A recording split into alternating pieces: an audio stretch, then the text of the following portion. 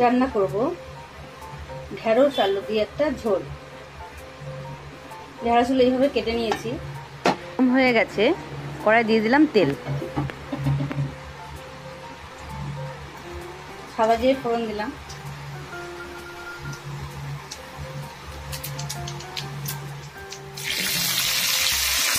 পেঁয়াজ দিয়ে দিলাম।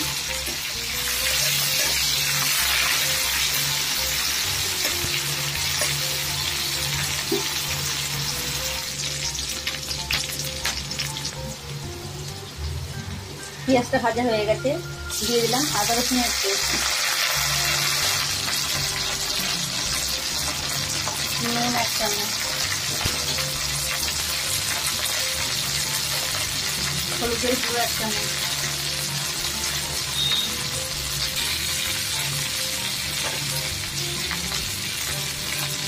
লঙ্কার গুঁড়ো,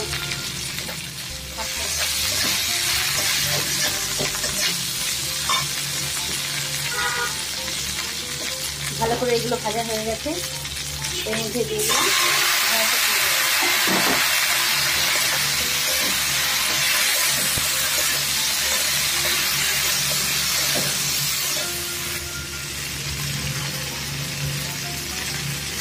হাফ চামচ মতো কাশ্মীরি লঙ্কার গুঁড়ো দিয়ে দিলাম। 5 মিনিট মতো ভালো করে ভাজা করে নিয়ে দিয়ে দিলাম আলুর টুকরো।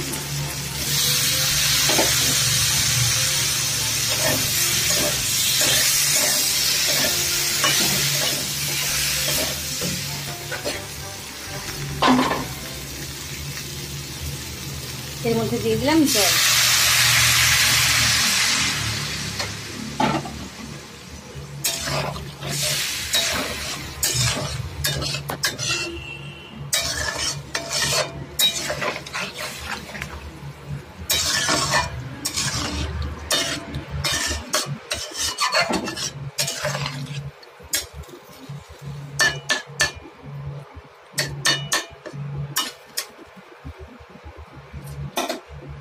10 মিনিট ঢাকা দিয়ে ভালো করে তরকারিটা রান্না করে নিচ্ছি।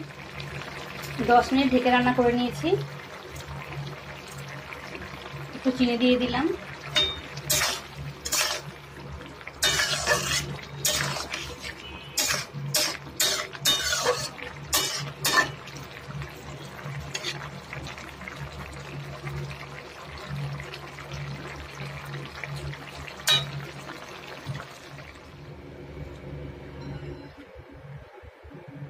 রান্না হয়ে গেল ঢেঁড়স আলুর এই ঝোল।